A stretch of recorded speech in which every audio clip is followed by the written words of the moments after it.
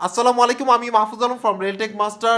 বর্তমানে কিন্তু আপনার হচ্ছিল ব্যাংকিং লেনদেন এবং হচ্ছিল কার্ড ইউজের ক্ষেত্রে চার্জ কিন্তু বাড়ানো হয়েছে। অ্যাকচুয়ালি কত টাকা বাড়ানো হয়েছে এবং কোন কোন খাতে আপনাকে এক্সট্রা চার্জ দিতে হতে পারে, এতদিন যেগুলো ফ্রি ছিল ব্যাংকিং ইউজ করেন বাট চার্জ দিবেন এটা হতে পারে, মানে এমনি নর্মাল চার্জ তো আছে, তার সাথে হচ্ছিল নতুন কিছু চার্জ অ্যাড হয়েছে।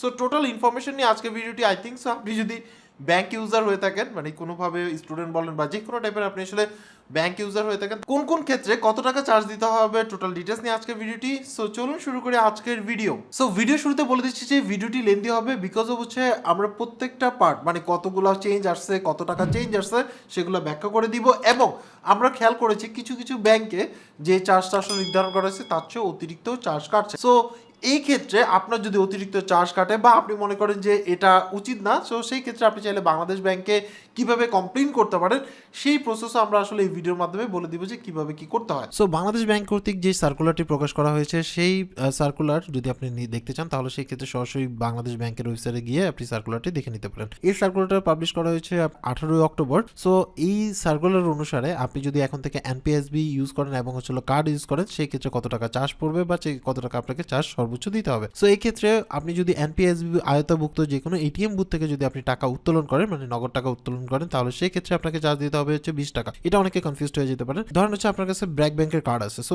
ব্র্যাক ব্যাংকের যখন আপনি ব্র্যাক ব্যাংক থেকে উইথড্র করবেন সেক্ষেত্রে আপনার চার্জ নেই, কিন্তু আপনি ব্র্যাক ব্যাংকের কার্ডটা আপনি যদি আসলে ডাচ বাংলার এটিএম বুথ থেকে আপনি যদি টাকা উইথড্র করেন সেই ক্ষেত্রে চার্জ প্রযোজ্য। মানে এনপিএসবি ভুক্ত যে কোনো ব্যাংকের কার্ড, একটা ব্যাংকের কার্ড আরেকটা ব্যাংকের এটিএম এ যদি আপনি ইউজ করেন তাহলে সেই ক্ষেত্রে এই টাকার চার্জ দিতে হবে। সো 20 টাকা চার্জ দিতে হবে, ভ্যাট অন্তর্ভুক্ত। এটার ক্ষেত্রে একটু ছাড় আছে, মানে আমরা যারা ইউজার আছে তাদের ক্ষেত্রে চার্জ আছে, একটু পরেই বলতেছি। আপনার অ্যাকাউন্টে কত টাকা আছে সেটা যদি মানে নিজের ব্যাংকের এটিএম ছাড়া অন্য ব্যাংকের এটিএম এ যদি চেক করেন তাহলে সেই ক্ষেত্রে আপনার সর্বোচ্চ 5 টাকা আপনাকে দিতে হবে। এবং এর আগে যেটা বলছি সেটাও কিন্তু সর্বোচ্চ চার্জ। তারপরে হচ্ছিল খুদে বিবরণের জন্য, মানে আপনার হচ্ছিল যেমন স্টেটমেন্ট, মিনি স্টেটমেন্টের জন্য যদি আপনি অন্য ব্যাংকের এটিএম ইউজ করেন তাহলে সেই ক্ষেত্রে আপনাকে 5 টাকা চার্জ দিতে হবে।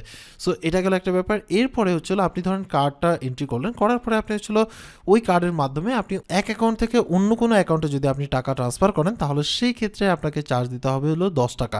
সো তার মানে হচ্ছিল 10 টাকা কিন্তু আপনাকে চার্জ দিতে হচ্ছে ট্রানজেকশন, মানে এক অ্যাকাউন্ট থেকে আরেক অ্যাকাউন্টে টাকা পাঠানোর জন্য যদি আপনি এনপিএসবি ইউজ করেন এবং এটিএম বুথের থেকে আপনি টাকাটা সেন্ড করেন। এই ক্ষেত্রে সর্বোচ্চ চার্জ কিন্তু প্রত্যেকটার ক্ষেত্রে এখানে বলা হয় না যে সর্বনিম্ন ব্যাংক কর্তৃক নির্ধারিত হবে। এবার হচ্ছে এই যে 20 টাকা যেটা ছিল প্রতি ট্রানজেকশনে 20 টাকা, সেই ক্ষেত্রে আপনি 500 টাকা তুললেও 20 টাকা, আপনি 20,000 টাকা তুললেও 20 টাকা।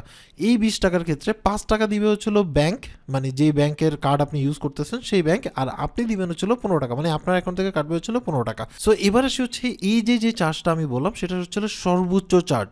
ঠিক আছে, ব্যাংক কর্তৃক আপনার হচ্ছিল কমায় নিতে পারবে বা বাড়ায় নিতে পারবে না সার্কুলার অনুসারে। সো এবার আসি হচ্ছে আপনার পয়েন্ট অফ সেল মেশিন বা পজ যেটাকে বলি, বা আমরা যেখান থেকে পারচেস করার সময় পজ মেশিনের মধ্যে অনেক সময় সোয়াইপ করি বা যেভাবে ইউজ করি, সেই ক্ষেত্রে আপনাকে কত দিতে হবে। আমি অ্যাজ এ গ্রাহকের কথা বলতেছি বা যারা ইউজার আছেন বা আমরা যারা জেনারেল ইউজার আছেন তাদের ক্ষেত্রে বলতেছি। এখানে অনেকগুলো পয়েন্ট দেওয়া আছে, আপনি চাইলে পড়ে নিতে পারেন, বাট আমি একদম সোজা সাপটা যদি বলতে চাই তাহলে সেই ক্ষেত্রে পজ ইউজের ক্ষেত্রে আপনাকে কোনো প্রকার এক্সট্রা চার্জ দিতে হবে না, মানে আপনাকে কোনো প্রকার এক্সট্রা চার্জ দিতে হবে না যদি আপনি পজ ইউজ করে নগদ টাকা উত্তোলন করেন। মানে নগদ টাকা উত্তোলন বলতে হচ্ছে পজ ইউজ করে আপনি যদি নগদে টাকা নেন তাহলে সেই ক্ষেত্রে সর্বোচ্চ চার্জ আপনার হচ্ছিল 20 টাকা আপনাকে দিতে হতে পারে, যেটা হচ্ছিল আদায়যোগ্য। আপনি চাই মানে ব্যাংক যদি চায় তাহলে সেই ক্ষেত্রে ওই টাকাটা আপনাকে মানে আপনি দিবেন। যদি ক্যাশ উইথড্র করেন বা ক্যাশ টাকা নেন পজ ইউজ করে তাহলে সেই ক্ষেত্রে 20 টাকা প্রতি ট্রানজেকশনের ক্ষেত্রে সর্বোচ্চ চার্জ ব্যাংক কর্তৃক নির্ধারণ করতে পারে, যদি চায় তারা আর কি, ব্যাংক যদি চায়।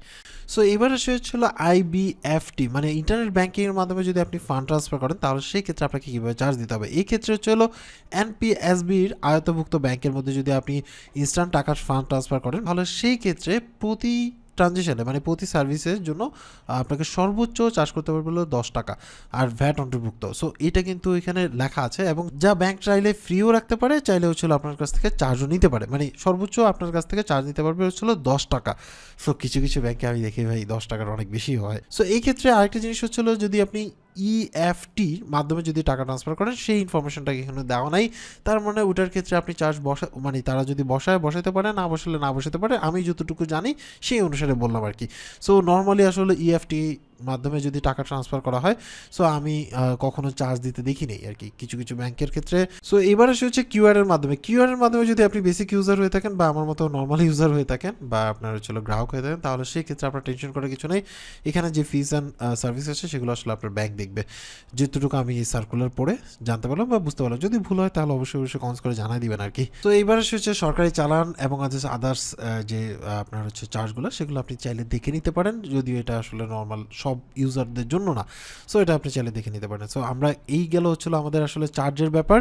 তো এই প্রেক্ষাপটে আমার কাছে একটা ব্যাংকের আপনার হচ্ছিল যে তাদের চার্জ লিস্ট আছে, সেই চার্জ লিস্টটা বলতেছি, তাদের অ্যাপ মাধ্যমে মানে অ্যাপের মাধ্যমে যদি আপনি টাকা ট্রান্সফার করেন, তাহলে সেই ব্যাংক টু সেই ব্যাংকের অ্যাকাউন্টে টাকা ট্রান্সফার করলে 5 টাকা করে চার্জ কাটে তারা। এবং হচ্ছিল আপনি ফান্ড ট্রান্সফার যদি এনপিএসবি ইউজ করেন, তাহলে সেখানে যেখানে ছিল সর্বোচ্চ 10 টাকা, আমি যতটুকু সার্কুলার দেখে বুঝলাম সেই অনুসারে, বাট তাদের ক্ষেত্রে হচ্ছিল সর্বনিম্ন 10 টাকা, বাট ম্যাক্সিমাম হচ্ছিল 100 টাকা পর্যন্ত, মানে 0.0003% করে আপনাকে হচ্ছিল চার্জ দিতে হবে।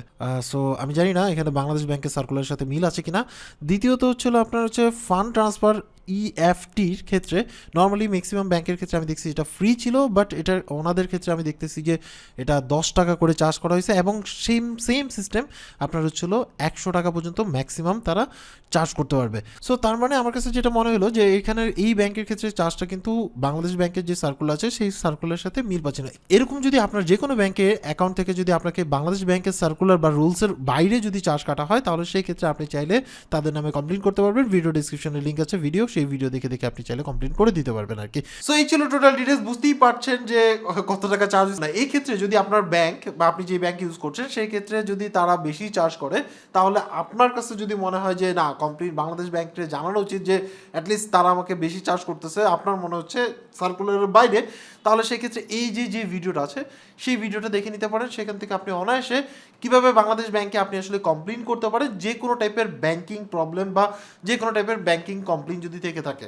সো ওই ভিডিওটা দেখেন এবং ভিডিও ডিসক্রিপশনে আমি লিঙ্ক দিয়ে দিচ্ছি, সেখান থেকে ভিডিওটা দেখে নেন। যে কোনো টাইপের যদি প্রবলেম থাকে তাহলে সেই ক্ষেত্রে আপনি আসলে কমপ্লেন করতে পারবেন। আচ্ছা, অ্যাকচুয়ালি আপনার কাছে কি মনে হয়েছে এই যে চার্জগুলো বসানো হয়েছে সেগুলো আসলে কতটা যৌক্তিক, বা আপনার কাছে কি মনে হয় যে এটা আসলে অতিরিক্ত চার্জ হয়ে যাচ্ছে, বা আপনি কমফোর্টেবল কিনা? সো সেটা অবশ্যই কমেন্টস করে জানাবেন। এবং আপনার ব্যাংকের কি অবস্থা, আপনি কোন ব্যাংক ইউজ করছেন এবং সেই ক্ষেত্রে আপনি কি ফ্যাসিলিটিস পাচ্ছেন সেটা অবশ্যই কমেন্টস করে জানাবেন আর কি। সো আমরা আসলে একটু অ্যানালাইসিস করতে সুবিধা হয়। সো আজকে এই পর্যন্ত। অ্যাকচুয়ালি আপনার কাছে এই ভিডিওটি কেমন লাগছে সেটা অবশ্যই কমেন্টস করে জানাবেন। এছাড়া আপনি যদি আমাদের ফেসবুক অফিসিয়াল পেজ এবং গ্রুপ জয়েন না করে থাকেন, তাহলে ভিডিও ডিসক্রিপশনে লিঙ্ক পেয়ে যাবেন, সেখান থেকে জয়েন করে আসতে পারেন। সো আজকে এই পর্যন্তই, সবাই ভালো থাকবেন, আল্লাহ হাফেজ।